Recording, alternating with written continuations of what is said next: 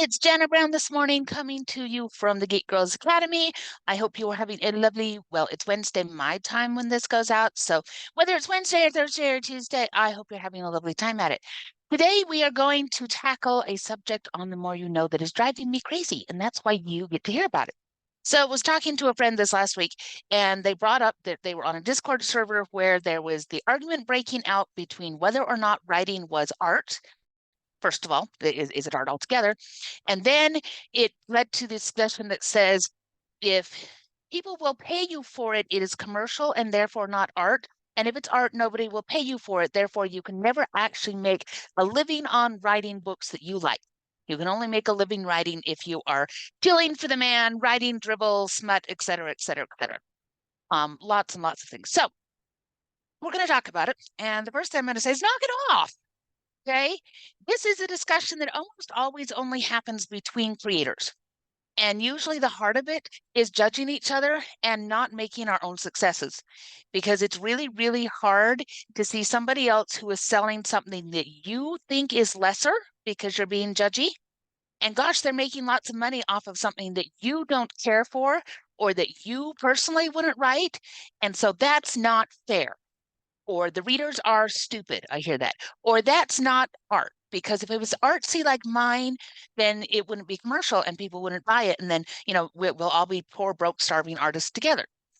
And I think anytime these discussions come up, you're wildly missing the mark. And I don't want you to do that. What we come from here at Geek Girls is a really positive attitude that says, if this is a career that you want, you can totally do it. Okay. And you don't have to do either of the extremes. The really, really niche stuff that is not going to have as much of an audience, it's just not. That's sometimes the way something goes. And first of all, it's all art. Okay. Let's back up one step there. So it's art. It comes from your heart and it touches somebody in some way. It educates them, it entertains them, whatever. It's all art. My cute little girl, and this is backwards on your screen, I know, wrote me the most beautiful art. It says, "I love you more than anything." Is it the most original art? No. Is it the most adorable art? Yes. Is it definitely art? Yeah. It came from a good place inside of her, and she wrote it and she gave it to me, and it touches a good place inside of me. Would it be art for everybody? No. A lot of people would look at it and go, well, the lettering isn't particularly straight, and it's not particularly novel, and it probably wouldn't sell somewhere. Doesn't matter. It's still art, okay? So what you're working on is important. It's important to tell your stories. Um, the whole thing about art versus commercial or whatever, it really comes down to your measure of success. Okay. If you just want to get those stories out there and you don't care whether they're big sellers and your success is that it exists, great. It's no big deal. If you really want to make money at this, and you don't care what you write, and so you're going to write to spec and you're going to write whatever somebody wants you to, also not a big deal. They are both successes. Okay. And what we really want to encourage you to do, and what I think most authors are happiest with, is when they find the overlap. And they say, what does the audience want? What makes them happy? What are the kinds of tropes and characters and ideas that we see over and over again because they appeal to the human experience? And we want to find those. And then we want to take all the things that we're passionate about. We want to write about the military. We want to write about cake baking, or we want to write about mysteries or whatever, and take all those passions and find where they go together. And then you can have art that is commercial, art that does sell. And that's okay. And you can make a very good living doing it.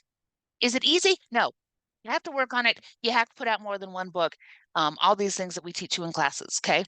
So it's not easy, but is it possible? Yes. Is the discussion whether it's art or not and arguing over commercialism versus not even worth your time? No. Okay.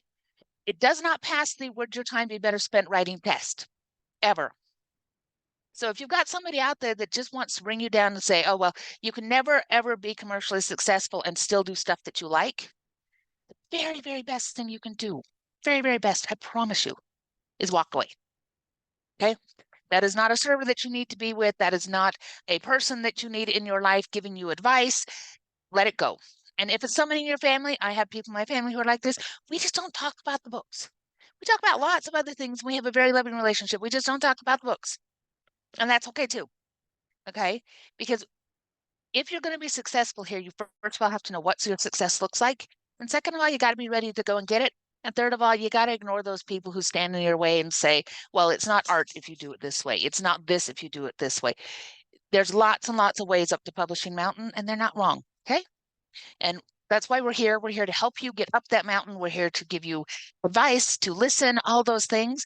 And people in your life who really want to see you succeed are going to be there too. Learn from others, but then court your own charts. No. Chart your own course. I can speak. It's early in the morning. So that's that. The last thing I'm going to say is comparison is the thief of joy. When you compare yourself to other people, you end up finding that you're lacking even when you're not, because it's just a human thing that we do. So you really, really want to get away from that, because that's the other thing that's part of this argument is the comparison thing. I have an artsy thing, so it's better than your commercial thing. And that's a comparison thing. And it usually comes down to jealousy, because it says, well, my artsy thing isn't selling and your commercial thing is selling, so therefore you must be doing it wrong. Because people are funny that way. So pretty please focus on your career. Focus on your path up the mountain. Focus on that place where your work is your heart and also has an audience, because you're going to find so much joy there.